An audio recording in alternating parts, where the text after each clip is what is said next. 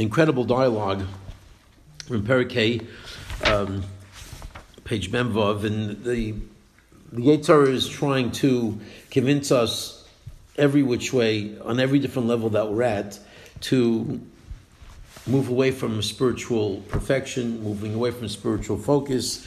The last particular argument that we were discussing is that you need to stay away from any type of hypocrisy that you might fall into. You can't fall into that trap. So you need to make sure that that nothing that you do that appears to be motivated by people. So therefore, you're not going to show any outward piety. You're not going to show any outward religiosity, and you're just going to fit right in to whatever is going on around you, so as to not to appear holier than thou. Obviously, when you do that, if it's maybe you might have started off with a little bit of a logical direction, it's going to bring you further and further down. Let's see here. Right. So So let's pick it up where we left off. Was it last week? 2 weeks ago? Whatever. 2 weeks. Whatever. 2 weeks. Okay. V'im tishma b'kol yitzrecha. If you listen to the voice of the Yetzer, sort of telling you to be completely adaptive to your surroundings and adjust to everybody around you, and if you're with a bunch of beer guzzling, truck driver language type individuals, when you just go with that flow, because after all, you don't want to stick out. Terid mata mata. If you buy into that argument, you will go down, and you'll go down fast. Not only will you end up leaving the mitzvos, but we know already from Bechukosai, the famous Rashi, something that we've spoken about in the past. But so when your mitzvahs start going downhill, it doesn't just stay with mitzvos. What will start moving away from you is your fundamental emunah. Because if you're moving downhill, the human being is such that we need to sort of justify our position in life, and when we start doing things wrong, the only way we can sort of manage that is by justifying the fact that, well, who's to say all this stuff is true anyway? So, why should I spend all my energies in doing the right thing when I'm not even sure that there's a God in the world? You're not even going to recognize it, and these philosophies will start creeping into your head. But if you refute those words, if you're able to sort of nip the argument right in the bud and catch it in its very inception, and you say back to the Yetzer, and I've mentioned this story before many times, how the Chovos HaLeVovos spoke back to his Yetzer, and it's a wonderful, cute little story. In the 5 o'clock in the morning, and it's freezing cold, and the little voice says, "Go back to sleep. You're the Chovos HaLeVovos, and after all, you have a little bit of a sniffle, and it's okay. Don't worry about it." And he says, he answers back, and he told this to his students. So I told the Yetzer, you got a good point. I'm 90 years old. I'm the Chovos HaLeVovos, and if I miss one davening, it's not going to be the end of the world. And it is freezing cold outside. I do have a sniffle. That's all that is true. But let me ask you, how old are you? You're over 5,000 years old, and you're up at 5 o'clock in the morning doing your job, telling me what to do. So, so if you can do your job, I can do mine. So it's a cute little story, but it's really reflective of this very principle that there's nothing wrong with talking back to Yetzer. I know exactly what you're saying, and it's not going to work. I see through your arguments. So is avalim tafrich is devar, but if you refute his words, and you say to him as follows. How in the world do you come to me with your initial argument saying you're trying to have me vanquish my enemy, namely that you're my friend, that you want to help me beat the Yetzer? What kind of baloney? You're ultimately making me do just the opposite. Not only that you are not helping me, you are helping my enemy, the Yetzer, to vanquish me. Because you're fighting me every step of the way, and you're trying to sort of outsmart me to weaken and sap my energies, and to sort of quiet my focus and to darken my direction. How in the world should I listen to you to to run away from a small fire, which is the idea of maybe getting some pleasure out of the mitzvahs that I do, and that was where this whole argument got started. You don't want to be a hypocrite where you're doing all these wonderful things, but really you're getting all the enjoyment of people throwing accolades at you. So come on, you want to stay away from that. So therefore, you're not going to do anything outwardly that even smacks of spirituality. So he says, so how can I listen to you? Says the Chovos HaLeVovos, this is what you should be telling the Yetzer, to run away from a small fire, but run into a big fire. Elisha Gedola, Klaimar. Meaning to say, the whole reason why I should run away from the fame and the glory of what I might receive if people know what I'm doing right, the reason would be is because I'm afraid that I'm trying to find favor in the eyes of people through my service to God. So I hear it's a very, very valid concern. Don't serve God for the purpose of finding favor. But what do you want me to do? So in order to avoid that concern, what do you want? What are you asking me to do? But you're commanding me, you want me to be much worse than that. You want me to find favor in people's eyes by me not serving God. How ironic is that? That's what you want me. So that's how I'm going to end up on a spiritual path, by me forgetting about my obligations in order to not look like a hypocrite. So I'm going on a downward spiral and doing averos just for that purpose. What kind of logic is that? So, and there is the pressure. I mean, the Chovos Chaim talks about this also in his Sefer. About sometimes in shidduchim, a guy is a real sweet, nerdy kind of fellow, and he has trouble finding shidduchim because unfortunately people throw in their 2 cents anytime they can to give a little shtuck to somebody. And your daughter's going out with Shmuel. Shmuel, he's a sweet boy. He's a little sort of out of touch. He's so never goes to movies with the guys. Doesn't listen to any of the typical music. He's just a little bit of a nerdy kind of guy. So that's all you need to shter a shidduch. In the meantime, so what are you telling Shmuel when he starts realizing he can't get a shidduch because he's a little frummer than everybody else? What you're really saying is, Shmuel, get cool. Start hanging out with the guys. Maybe go once in a while to the places what they go to that nobody should be going to, but they go. And because they go and you don't go, you're in the Beis Medrash and they're hanging out. So they start labeling you, a little bit of a different type of label. So look at what your speech caused. But you see the pressure. My point is that you see that there's a pressure, and he says what happens very often that such people, when they see that their sincerity and where they're at spiritually is actually seemingly hurting them, they end up going over to the other side and start saying, you know what? So maybe if in order to have a shidduch, I have to start dressing like them and acting like them, and doing things like them. Well, then that's what I got to do. So there is a pressure like that, but you've got to resist, and you cannot, for the sake of being like them, end up on a path that literally will not only drag you away from mitzvos, but as he said earlier, literally challenge your emunah. Okay, v'ilo ma'isma tevin shor lahastir osam. Says now he's finishing up the argument. Now the good things that I do, that I'm able to conceal. The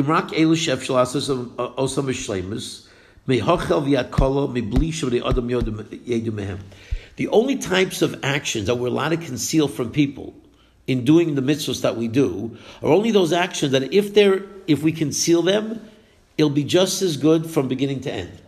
Right? If our mitzvahs will be just as beautiful without anybody knowing, such as tzedakah, for example, if there's a way of doing the tzedakah, doing the chesed without people finding out, well then yes, that's perfect. And it's not going to be compromised, and it's not going to be diminished.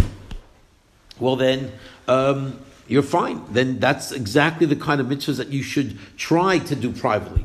But any one of those mitzvahs that I can't fully accomplish by myself, if I'm going to limit it to doing it privately and secretly, I by definition will be limiting the extent of the mitzvah and the purity of the mitzvah and the proper performance of the mitzvah. Kigon, for example, the spal b'tzibur. Right. So when I daven in 10 minutes Shemona Esrei. So I can't do. I can't go any shorter. My lips go very slowly, so I have to. Now, when I daven in 10 minutes Shemona Esrei, people are looking at me. So what would I do? I'll daven at home.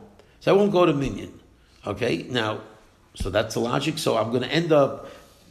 So it's true. I want to avoid people focusing on my lengthy Shemona Esrei.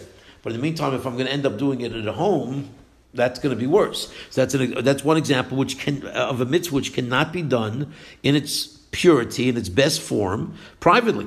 And to be a person, let's say, who's out there interfacing with the community, to admonishing people to stay away from bad stuff, and to encouraging people to do good stuff, little more Torah, teaching Torah, right? So if a person says, I can't have anybody know that I'm teaching Torah, well then you're never going to give a share in your life. So that's really wonderful. So you won't teach Torah because I don't want anybody to ever know that I know anything about Torah. I mean, it's backwards logic, but there are people who actually can fall for it. He says, "V'lasis chesed," right? If you can't do chesed, what? So I guess you could technically make a meal for somebody who needs a meal, and then send it with somebody else, not knowing it came from an anonymous donor. I mean, I guess you could possibly do that, but it does create a lot of difficulty. Very often, chesed must be done. Certainly, when you want to b'vaka chola, can't b'vaka chola anonymously, right? You need to be there for the person to see that you're visiting them, and you can't dance in front of a chas v'kala. I guess you could put on a costume and never take it off, and no one will ever know who was that monkey or gorilla, dancing in the middle over there. But these are very difficult things. These are not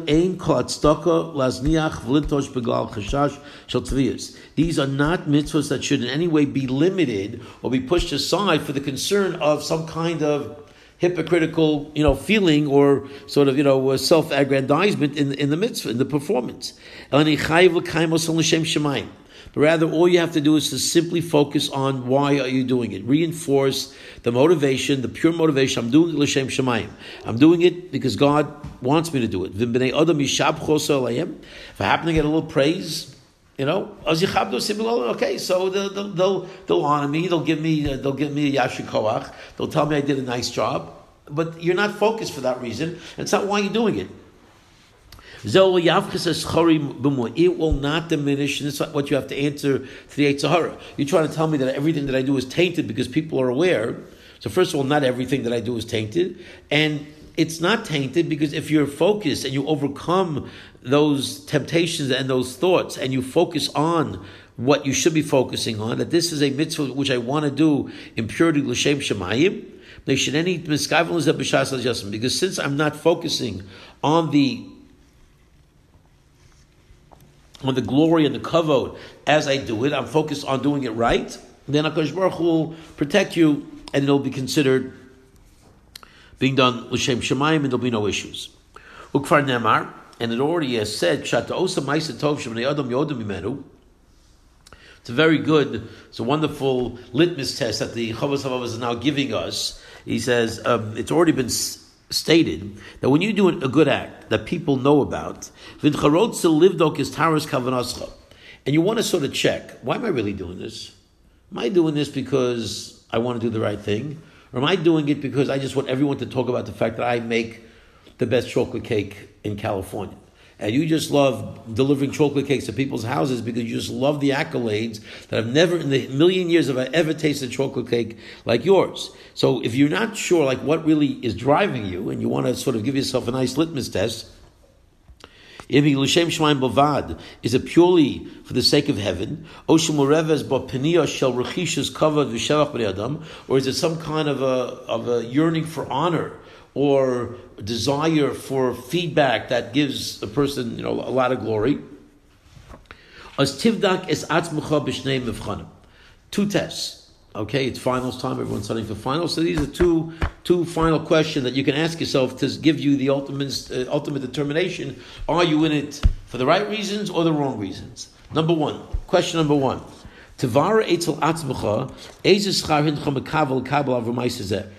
Ask yourself, what is the reward that you are focusing and truly desiring in doing this act? And who do you want to get it from? What go? I mean, again, it's going to need some honest soul searching. But you really have to ask yourself, what really is motivating me? What do I really want out of this mitzvah? If what you really see is, or what you really uncovered is that you really want the reward from HaKadosh Baruch Hu, then you see that that's you're in it for the right reasons. All the glory and the compliments are not your focus, and then you're good. But if you can honestly go into your soul and say, if people would know, I really wouldn't be doing this. I want those compliments. I love the feedback. I love the glory that I get. And if I wouldn't get that, I don't think I'd be doing this. I wouldn't be making, chocolate cakes till 1:00 in the morning and delivering them to all these sick people if it wouldn't be that I get all of these amazing compliments back. Well, you know what? If that's the honest answer to that question, simenu shamaisa ain't a showing. It's a simon that therefore the act is not complete. That's question number one that you need to ask yourself. Question number two, tavar etzel atzmacha imayisa osa maisa zeh. Would you do this exact same act with no deviation whatsoever? If you would be completely anonymous, no one would ever know, would you do the act in the exact same way? Okay, it's an interesting question. Would you, if people are watching you, would you daven with the same level of kavanah? Do you shuckle as hard in shul as you do at home, or vice versa? Okay, do you act in the same way when people are not watching versus when people are watching? That's question number two. If you'd actually clarify in your mind that you do the exact same thing even if you're alone, it's a pure sign that you would do it exactly l'shem shemayim from the purest of sources, and you know that you're in a good place. And then you should keep trying to do it time and time again because you're coming from a good place and you're pure and your actions are with the right motivations. But if it becomes clear to you after an honest look in the mirror and some honest soul searching, it's similar to one, not exactly the same. But if it would become clear to you, if you would be alone, you wouldn't do it the exact same way. It's a sign that you are doing this also to amass honor, v'shevach and praise from people. Incredibly says, don't go back. Now again, I assume he's talking about something that's optional. That's a mitzvah that you should do, that you could do, but not something that you have to do. Because if you have to do it, I don't think you have the right to desist from it. Because we know that bottom line is you have an obligation. I mean, yeah. It doesn't make sense because even if someone said your example of making cakes for everybody, right? Even if you're doing it for your honor, but people are still receiving chesed from you and still, you know what I mean? So. And it's the motivation. Well, yeah, I hear you. It's an interesting point, but he says. I guess if it feeds, I guess if it feeds the a negative. The question is why are you doing it, not the person who's. No, but her question is, but people are benefiting from me. Benefiting from it. So even if your intention is not coming from a good place, but they are still receiving the chesed. So if you're making meals for cholim, right? I mean, you're doing it because you think you're a fabulous cook and you want everyone to see how good you. But there are still people receiving the chesed. Plus, the next time you do it, you might do it more yours. Well, again, that's something like by Torah, where you have to learn Torah. And even though you're learning Torah for the wrong reasons, but somebody else couldn't. It isn't like no one else is going to make the meals, or no one else is going to make the cake. It isn't like somebody is going to be, not having something. I imagine that's what he means. I hear your point, and I think what he's saying is that this is actually feeding a negative direction in your character trait, and you should really not be on the front lines of that kind of chesed, because it's a little bit, it's sort of, extra credit kind of chesed, right? It isn't like every single woman in the community makes meals for people who give birth or whatever. So it's certain people who you always sort of go to, and they, so hopefully the reason why you go to them is because they're always ready to do chesed. But if you sense in your heart that the real motivating force for why you love volunteering is the negative, he says, desist from it. Of ode, he says, do not return to it. And they just one more sentence, and maybe ad shelibcha yizdakek mipnios eila, till your heart becomes pure from these ulterior motives. Because I guess these are the things that you really shouldn't be engaged in for the wrong reasons. And the pshat is, it's an interesting thing to think about. What the Chovos HaLeVovos seems to be saying is that you're only gonna fuel a negative direction. So wait, work on yourself, and when you can get to the level where you really feel you can do it for the right reasons, then go back to it. I have a question.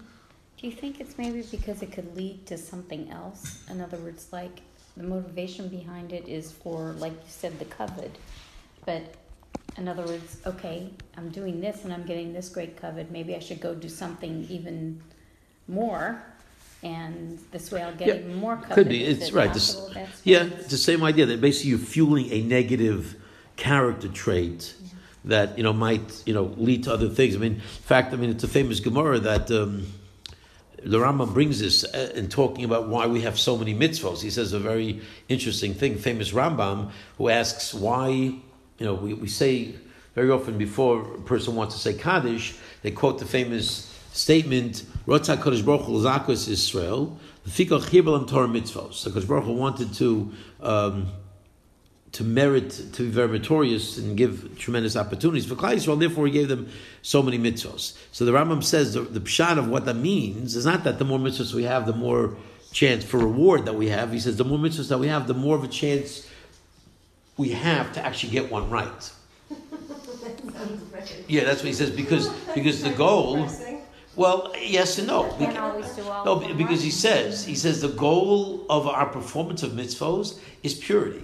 Our goal is to be l'shem shemayim. So if you have a lot of different mitzvos, there's a good chance you might end up doing one. And that he explains with that concept he said that's our ticket olam haba. Our ticket olam haba is having found one action and one mitzvah that was done in total purity. Then that's you've punched your ticket to olam haba. So he quotes a Gemara that a famous Tana who was teaching Torah publicly and risking his life in teaching Torah was visited. He got sick once. He was visited by a friend, and these are great Tanaim. These were holy people. And this Tana asked the other Tana, "Before you leave, thank you for visiting me, but tell me, am I ben olam haba? Am I going into the next world?" And which was like seemingly strange kind of question. Is a man teaching Torah, putting his life on the line? You'd think for sure he's like a ben olam haba, he's a Tana, and yet his friend says, "Well, tell me what you've done." He didn't answer that you're for sure going to tell him. He says, "Tell me what you've done." And he says, "Well, I once had Purim money that I got mixed up with my own money, tzedakah money mixed up, and I really had a right to keep some of my own money, but I decided to give it all away, and I gave it all to tzedakah."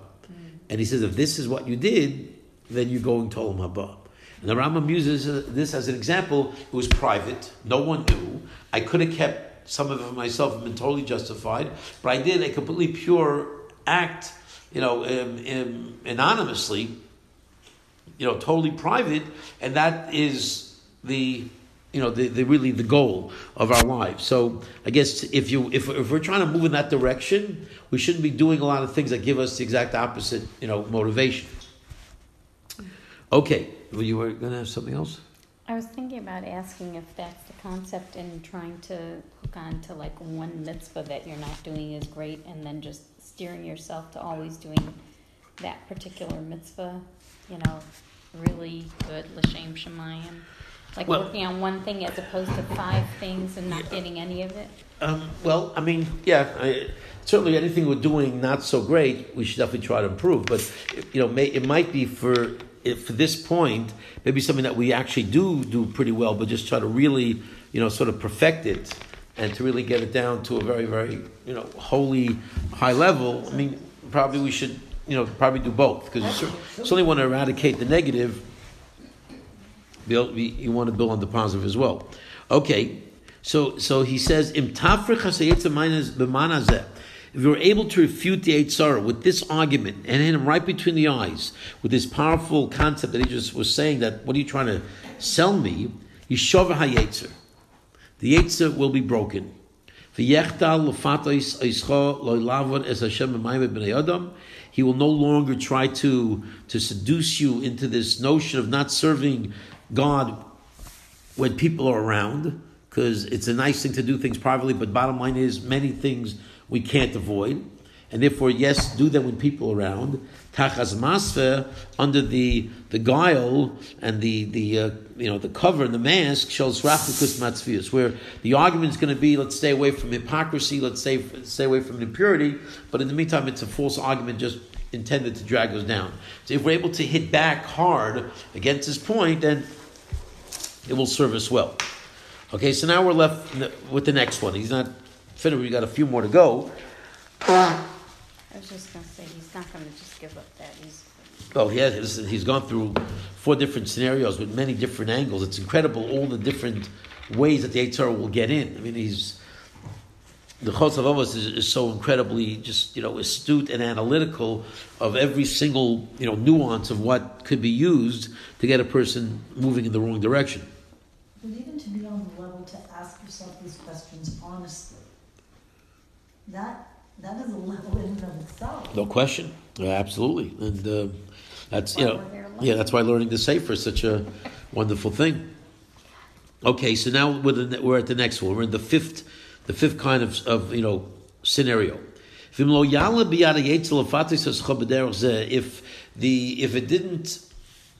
the Yetzer was not successful in getting you to trip in this particular area that he just articulated,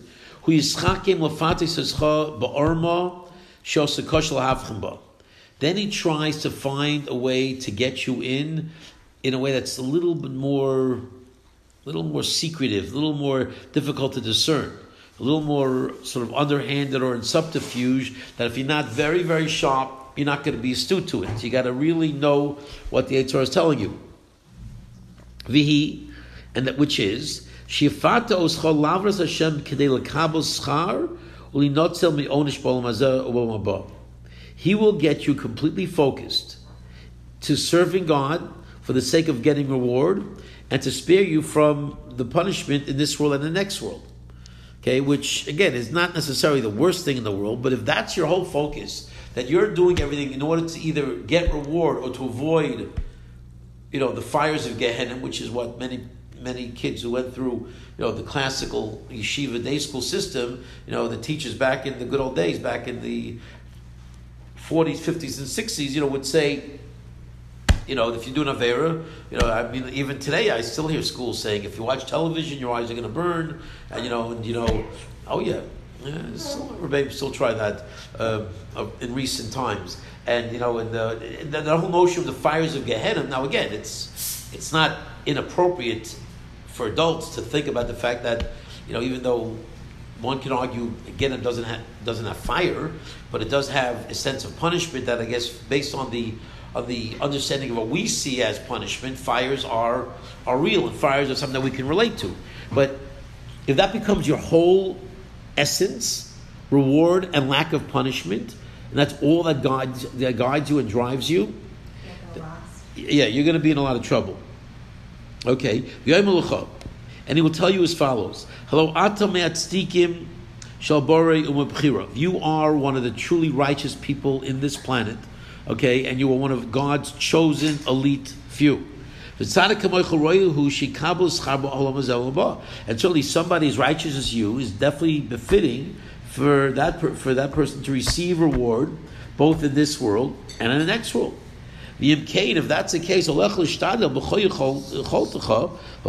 therefore it should be your every focus and every ounce of energy that you have should be focused on serving HaKadosh Baruch Hu.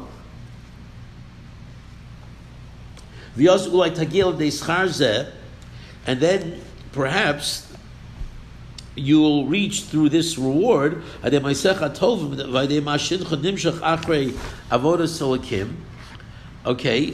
through of all these efforts that you are now doing, through your actions, and all of the things that result from your wonderful service to HaKadosh Baruch Hu. I guess you'll be able to see and appreciate the reward even now. And therefore you should try your hardest to attain it. That is the epitome and the ultimate of the wealth that you will attain and the joy that you will reach. So that's what it's all about, right? I mean, the Mizrach Shalom doesn't say something so different. It's obviously, from a much more pure perspective, when he says, what's the purpose of our being in this world? The Mizrach Shalom talks about the fact that our purpose is to rejoice with HaKadosh Baruch Hu, to bask in HaKadosh Baruch Hu's glory. Now, it's not really focusing so much on the reward aspect and sort of driving every action, but that's more there. The Ramchal was dealing with, why did God do what he did? Why did God make this world? What was God's intention? And the basic answer is God's intention was to allow a person to earn the ultimate reward, to have that Jew basking in God's glory. So from God's perspective, Chesed was his main motivation. For our perspective, reward should not be the pure guiding principle of why we do things. This should be a much higher level of motivation. What's that? To do what Hashem wants, what's in Hashem? Yes, and Hakoras the Tov, he's going to say what the other motivation should be.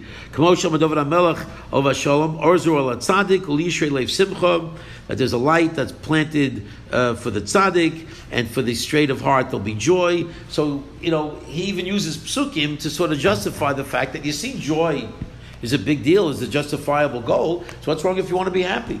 So what happens is your entire focus is happiness, joy, reward, and a refraining of any possible punishment. So let's see how you respond. Tishma b'kol Yetzer.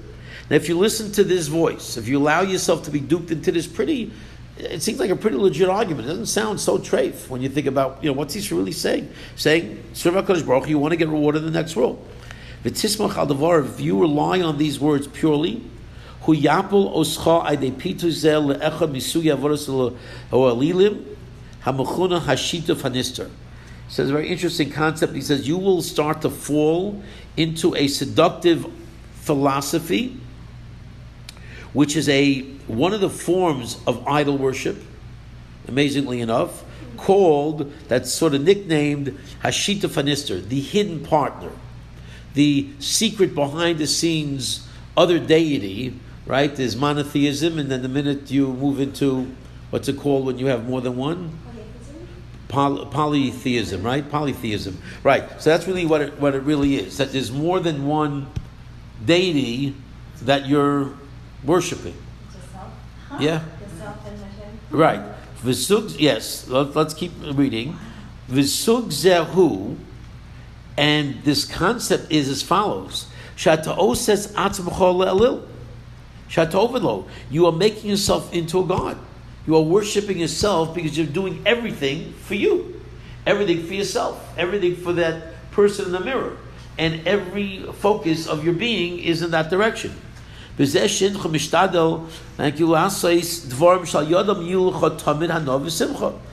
your goal is to always have pleasure and joy from the actions that you do. Okay? And through these actions, you're hoping that Kosh Baruch Hu removes all of your worries, all of your problems, that you're convinced that all the good stuff that you're hoping to get in this world is going to come your way, and in the next world, through your actions. So you're literally worshiping and serving yourself in the sense that whatever you're doing for yourself. You want to make sure you get the reward. You want to make sure you don't get the pain. You want to make sure you get taken care of. Pretty amazing if that becomes the pure focus of your actions. Even though that's really the starting point.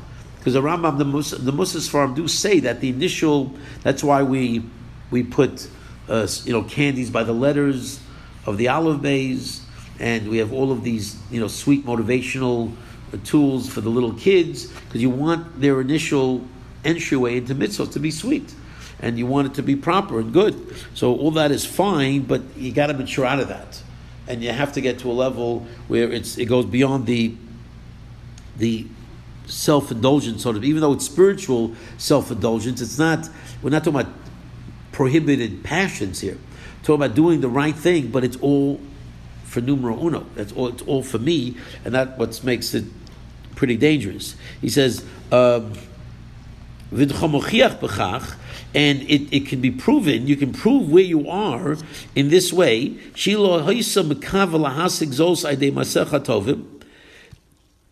Again, another stop and reflect moment. So we had stop and reflect. Would you really do this? Those two questions we had before, those two very, very important questions. And now he has another question. You can prove whether or not you're motivated for these reasons. If you are not focused on reaching these goals through your good deeds, what would happen is, it's more than just a test. He's more saying that the reality is that what will prove the point is that if you would remove that reality and remove that goal, I should say, remove the goal of your wanting to take care of yourself, you would have no recognition of what God does for you. Because nothing about your whole motivation ever connected to God doing anything for you and you owing God your whole life. You didn't talk about that. So what he's really saying is that if you remove the initial layer of your motivation, what you'll find is there's nothing else there that is really what you should be motivated for, and that is Hakaras HaTov. Look at how much I owe HaKadosh Baruch Hu. And you wouldn't obligate yourself. You wouldn't feel compelled to serve HaKadosh Baruch Hu for that reason. The reason of Hakaras HaTov, the reason of the incredible kindness that I receive from Hashem. And besides that, another indicator of what's really happening here,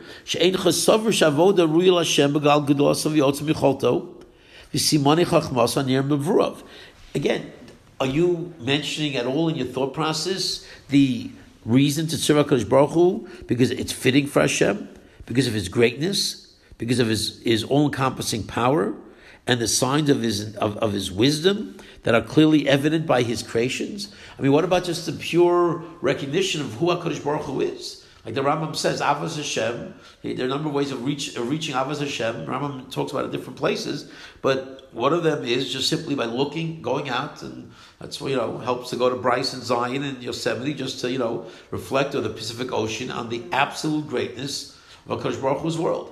And you could look at the human eye, you could look at the caterpillar. A lot of ways you can do that.